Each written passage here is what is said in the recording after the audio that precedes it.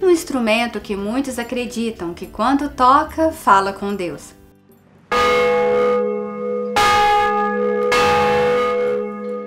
E ainda, o primeiro teatro da América Latina conservado e em constante atividade.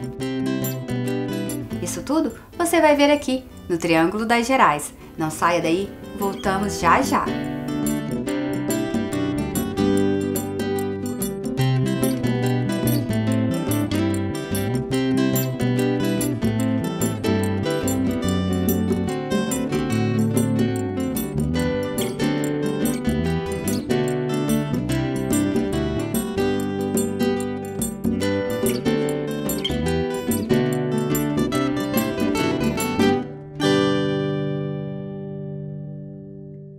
Patrocínio Algar, gente servindo gente.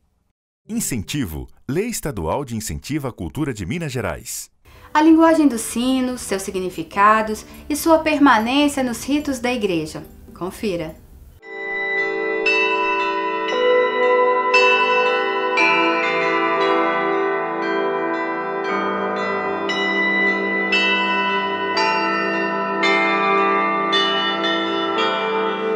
Eu comecei lendo sobre os sinos, vamos dizer assim, já na infância, com meu pai contando, e posteriormente ele fez um artigo sobre a linguagem dos sinos, que deu o nome de a linguagem dos bronzes, a voz dos bronzes, né? E essa voz dos bronzes tem várias conotações de acordo com os acontecimentos, sejam civis ou religiosos, principalmente religiosos. Em Mariana, o povo todo era informado pela linguagem dos sinos, né? Então vivia muito em função desse trabalho dos sinos. Quando os sinos avisavam, o pessoal todo ficava sabendo. E eu moro aqui minha vida toda, perto de duas igrejas e da Câmara Municipal. Então, de qualquer forma, eu ouvia sino desde do ventre materno eu ouvia sinos. Então eu sempre gostei de sinos. Mas em 87 eu era professora ainda em exercício, né, na Universidade Federal de Ouro Preto. Hoje eu sou professora emérita. Então eu estava dando uma aula de gramática, eu estava comparando gramáticas. E na gramática do Segala veio um exemplo de Herculano assim, os sinos, já não há quem os toque. Eu parei a aula um pouco assim, e os alunos olharam para mim, que minha aula era muito agitada, né? Eles olharam para mim assim, vai. Eu falei, ô, dona Eva, vai continuar? Não, aí que eu acordei e falei, não, é mesmo. Mas eu não falei nada com eles. E cheguei em casa, isso em 87, cheguei em casa e falei, não, eu vou ter que fazer um trabalho, que em Mariana os sinos estão silenciando mesmo. Então eu vou ter que fazer um trabalho. E aí comecei a pesquisar.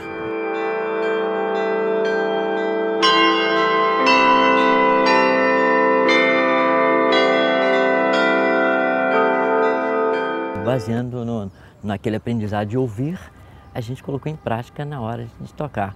E antes eram muitas crianças, hoje é uma dificuldade para arranjar alguém para tocar sino. Se alguém fizer aqui em Mariana, vamos fazer uma cineirata aqui em Mariana, não vai arranjar tocadores. Tem mais sino do que tocador. Então aí acaba a gente indo também tocar nessas torres, né? Nós lá de casa mesmo. Só lá em casa nós somos 3 que nós tocamos sino. Eu publiquei esse livro aqui, que se chama O Benticino.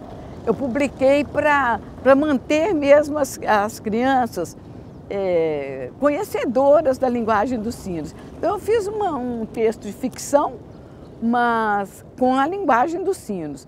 E essa linguagem ela é igual a uma gramática. A gramática não é a estrutura da língua. Então a linguagem dos sinos, essa prevista pela igreja, ela também é a gramática dos sinos. Então não é qualquer pessoa que pode tocar o sino, a pessoa tem que conhecer profundamente essa linguagem, porque qualquer deslize perde a significação. Uma batida extra atrapalha a comunicação.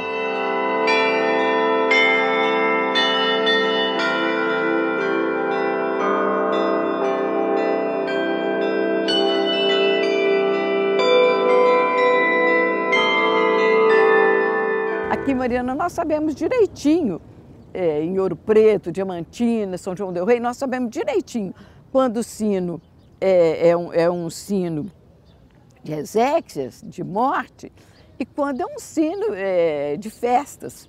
Então, há o repique festivo, né? O sino fala... É diferente, porque o de morte chora. Para a gente poder saber o que é repique, que o dobre tem que ensinar o que é dobre, o que é repique. O dobre é bam, bam, é o sino girando sozinho. E repique são várias pessoas tocando, e que dá mais ou menos um som assim, bem, golém, golém, golém, golém. Enquanto a igreja de São Francisco o toque é diferente das outras igrejas. Os sinos maiores tocam bam, bam, bam, bam, bam, bam, bam, bam, e os menores pem, pem, pem, pom, pem, pem, pom, pem, pem, pom, pem, pem, pem, pom, pem, pem, pom, pem, pem, pom. E assim, são duas pessoas tocando ao mesmo tempo, né? E há aqueles momentos em que há o dobre e o repique. Na hora do dobre e repique, somente em duas procissões litúrgicas, da ressurreição e de Corpus Christi. As demais procissões são paralitúrgicas, não são litúrgicas, em que é somente o dobre. E somente nas duas procissões litúrgicas é que é o dobre e o repique. É o bam, bam e os outros sim, é tudo ao mesmo tempo, né? Fica muito bonito, muito solene, muito alegre mesmo.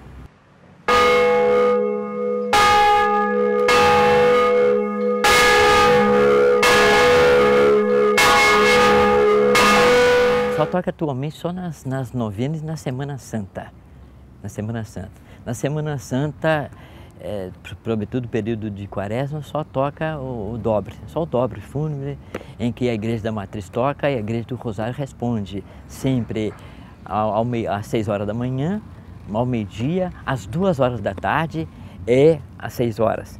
E é uma determinada época, na época do Centenário das Dores, que é naquela semana que antecede a Semana Santa em si, a Semana Maior, em que os sinos são tocados ao meio-dia e são colocados em pé. O que significa em pé?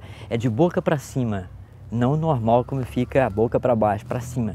De meio-dia as duas ficam de boca para tanto da Igreja da Sé como a Igreja do Rosário. Diariamente, somente duas igrejas que utilizam aqui em Mariana o sino às 6 horas da manhã e às 6 horas da tarde, que é a Igreja Matriz e a Igreja Missal do Rosário. São as duas igrejas que ainda mantêm, porque tem missa nesses dois locais às 6h30 da manhã e às 18h30. Então, às 6 horas da manhã toca o Ângelus, que são 9 badaladas, e depois tem a famosa chamada. O que é a famosa chamada? O Ângelus sempre compassadamente. Bam, bam, 9 vezes. Já a chamada é direta, bam, bam, bam, bam, bam, chamando os fiéis para a igreja.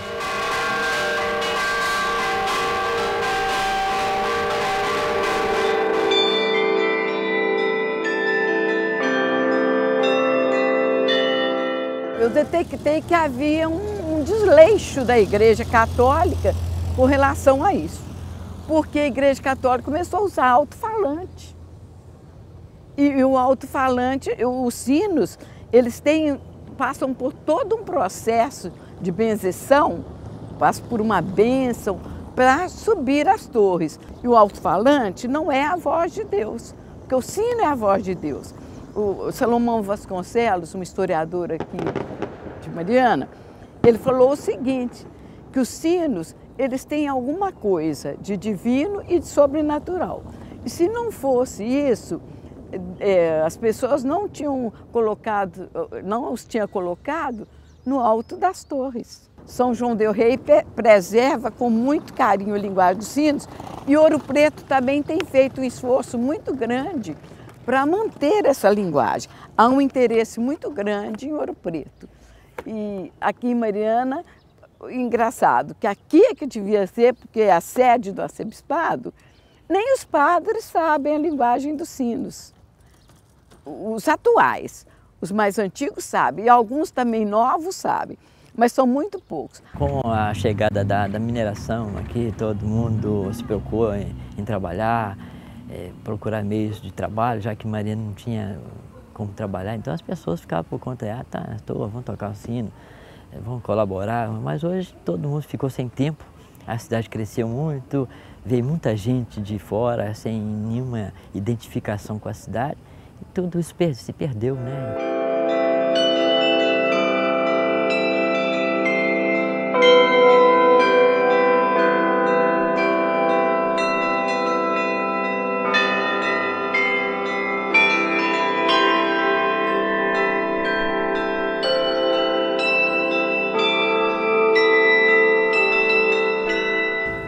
1696 foi criada essa vila aqui, não é?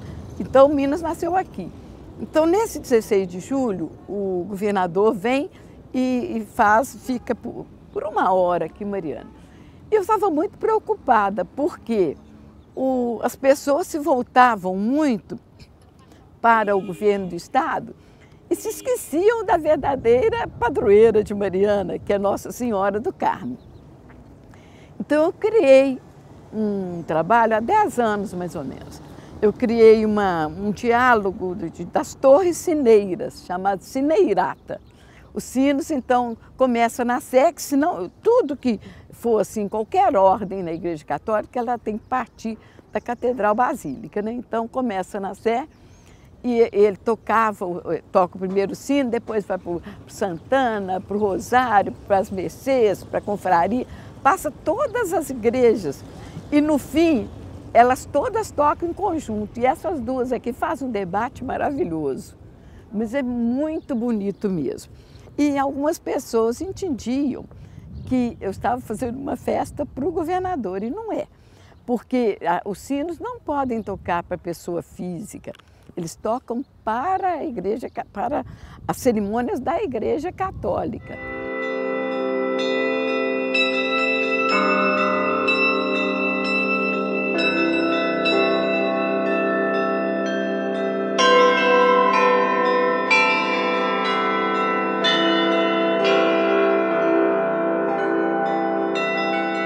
O sino é o mais democrata de todos os instrumentos de comunicação. O mais democrata. Ele avisa a pessoa, sem a pessoa gastar um tostão, ela não gasta um vintém para ouvir o sino. Ele avisa a pessoa, esteja ela em qualquer lugar, e ele avisa indiscriminadamente.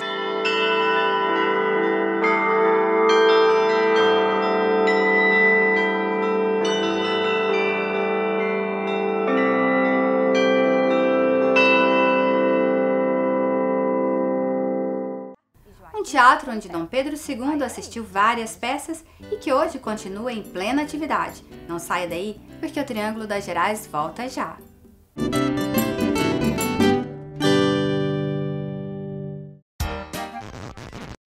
Bateu aquela fome e não tem o que comer? Chegou em Uberlândia o aplicativo NetCook. Tem os melhores restaurantes na palma da sua mão. Acesse saiforafome.com.br e baixe o aplicativo para o seu celular. NetCook! Não adianta inventar. Para vender de verdade, já sabe, né? NetSabe, o melhor portal comercial da sua região. Busca rápida, conteúdo de qualidade e confiável, com mapas, rotas e você ainda busca de qualquer lugar com os aplicativos para smartphone e tablets. Acesse, anuncie netsabe.com.br. NetSabe, bem melhor aparecer aqui. Bem melhor.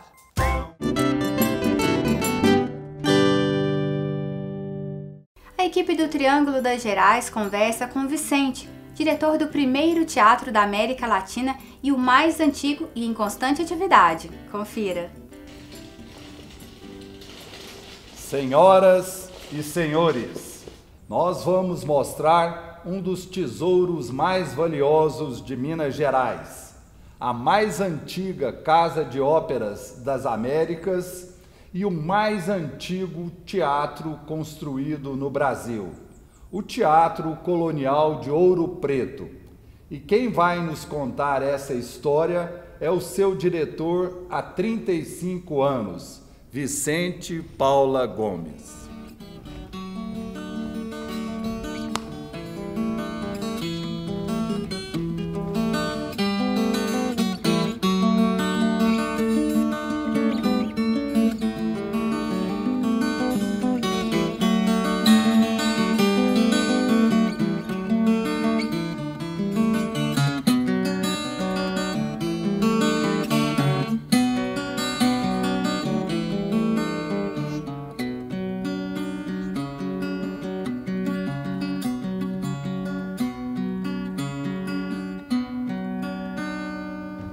Depois de uma introdução dessa, a história fica até mais bonita, né? Com certeza. Vicente, conta um pouquinho da história do teatro aqui. Esse teatro é considerado pelo Guinness a mais antiga casa de ópera ainda em funcionamento das Américas. Inaugurou 6 de junho de 1770. Na época era um contratador, né, um empresário português chamado João de Souza Lisboa. Ele veio para cá e mandou construir esse prédio para ele. O município pegou e se tornou o Teatro Municipal de Ouro Preto, antiga Casa da Ópera. Né? Em 1800 nós tivemos uma presença importante aqui de Dom Pedro II, né, nesse prédio, assistindo a ópera. Então, de lá para cá, o teatro ficou em funcionamento, né? Tivemos aqui 2 grandes reformas, né? 1816 e agora 2005 e 2006. Eu estou aqui, né, desde 75, né, na época forte, né, na época hippie. Então, a gente aqui, a cidade pequena tem uma história, né, porque as minhas tias sempre falavam: não, você trabalhar no teatro, meu cuidado com os hippies vai levar você embora.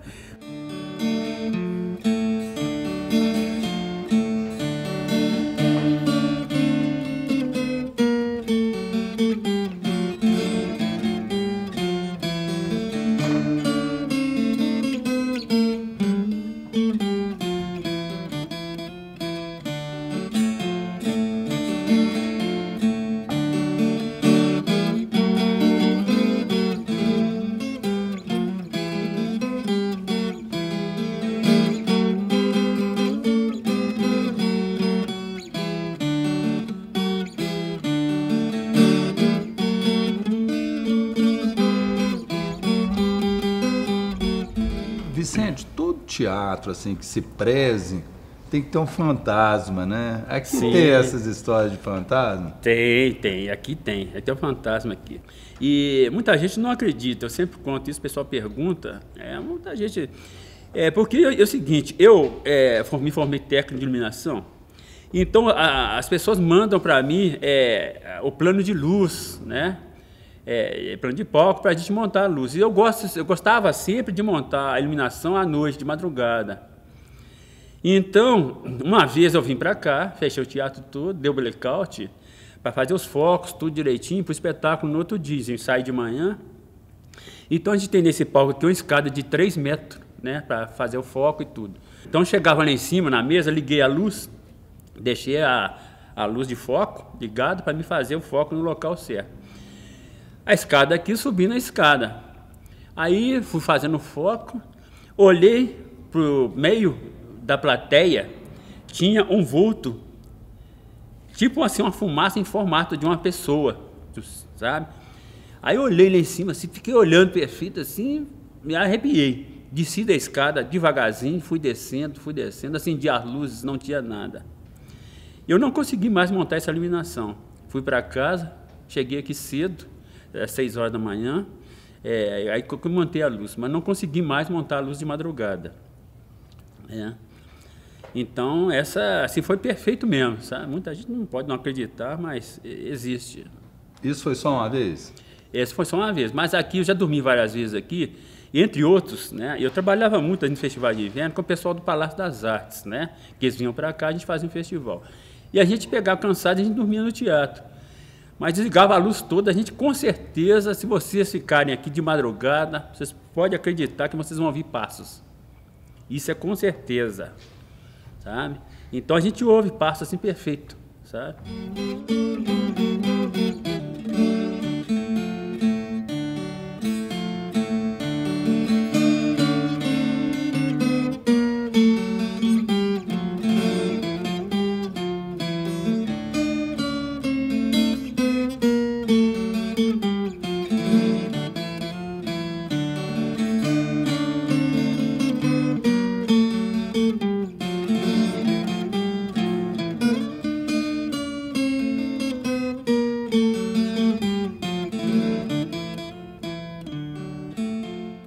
E a música na sua vida?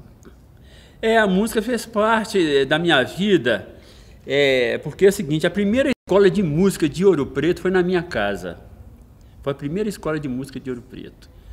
Então, eu aprendi, sou autodidata, né? Autodidata, eu ficava, minhas tias, né? Teve aula de bandolim, cavaquinho, violão, piano, né? Então, na minha casa, assim, a família muito simples, né? E a gente passou, essa história, eu não cheguei a ver, mas pessoas antigas me contaram, amigas da minha família me contaram, que lá em casa, nesse piano que a minha tia dava aula, a gente começou a passar falta, né? Eu não tinha nascido ainda, então, o que aconteceu? Minhas tias tiveram que quebrar o piano para colocar no fogão de lenha para fazer a comida, porque não tinha condições de comprar a lenha, sabe? Então, aí, por isso que eu aprendi muito, né, com a minha família, com minhas tias, sempre humilde, sempre respeitando a todos, sabe? E aí eu vim para o teatro, né, e através do ex-prefeito, né, Ângelo Osvaldo, foi secretário de Cultura, ele me trouxe para cá porque eu já mexia com a parte de música, né, procurava fazer a parte musical na cidade, tocava num lado, do outro, já toquei muito em barzinho, toquei em restaurantes. Ô Vicente, o piano foi pro fogo, mas não foi o seu gosto musical, né? Sim. Mostra pra gente um pouquinho o tipo de música que você gosta. Bom, eu gosto, como eu disse, eu gosto de homenagear sempre. Eu tinha um grupo chamado Viola de Folia. O grupo teve 12 anos, né, de sucesso, viajando, mostrando o nosso trabalho. A gente usava os trajes de foliões, com fita, chapéus, espelhos, porque quando eu fiz o grupo Viola de Folia, a minha tendência era juntar a folia de reis e o congo e trazer para o palco. Porque geralmente as folias na rua e os congos na rua, eu juntei os dois e trouxe para o palco, né? E aí a gente faz um trabalho regional com músicas próprias, música de outras pessoas, claro, e músicas próprias. Então eu tenho uma música, quando eu era pequeno, eu tinha um tropeiro, né? A gente dormindo para ir para a escola, a gente via assim, 4 horas da manhã, 5 horas da manhã, a gente via ao longe, sabe? A pessoa gritava assim, olha a lenha, olha a lenha. E era muitos tropeiros subindo e descendo nas ruas, sabe? E a gente sempre, todos os dias, a gente ouvia isso. Eles vinham de longe, eles caminhavam 3 horas com né, sua carga, seus burros, trazendo a lenha para nós aqui. Então eu falei, gente, eu tenho que fazer uma música sobre coisa. Aí eu fiquei conhecendo o seu José, um baixinho, né, tropeiro, gente muito boa. Então eu fiz uma música, ele faleceu, né? Aí eu fiz uma música, homenagem, essa música chama Seu José o Tropeiro.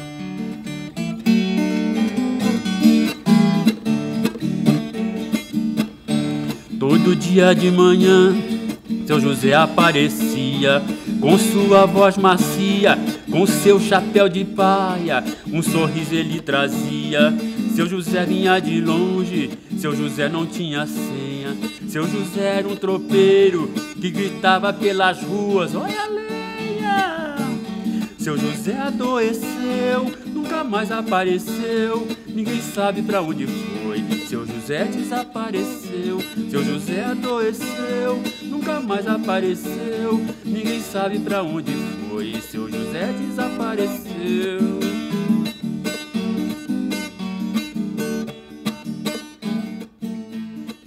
Vicente, tomara que Deus, nos planos dele, continue colocando você tomando conta desse teatro aqui, né? Nossa, então, até eu amo esse teatro porque, né, foi a mãos dele que me colocou aqui, sabe? Conheci muitos, acredito que deve ter mais de 8.000 espetáculos que eu já fiz, né? Já montei luz para grandes artistas, né? E aí ele me colocou aqui, eu acredito que, né, esteja na mão dele. O futuro nosso esteja na mão dele. Viu? E você tem uma missão muito importante, porque isso aqui é um tesouro. Sim, com certeza, né? E é sempre aí, como diz o futuro, ele colocou vocês comigo aqui, né? Pois a gente não calculava que vocês iam fazer, nem vocês comigo aqui e nem eu com você estar aqui nesse palco, né? Aqui sentado nesse momento maravilhoso, com o sol lá fora. Estamos aqui com você nessa manhã linda, conversando, batendo um papo, né? Um papo simples, caseiro, mineiro, né? Com a viola. Esse aqui é um privilégio, né? Quem diria que um dia eu ia estar no palco do teatro mais antigo do Brasil. Nossa, com certeza, né? Vicente, muito obrigado, nossa, um prazerzão. Eu agradeço muito, né? Que Deus ilumine nós todos, viu? E foi um grande prazer, né? Estar fazendo isso aqui. Eu fiz com todo carinho e faço sempre. E estão sempre de braços abertos para todos aqui. Muito obrigado. Até a próxima. E hoje nós ficamos por aqui. Mas se você quiser saber mais sobre o nosso programa, acesse o site triangulodagerais.com.br. Muito obrigada pela audiência e até a próxima!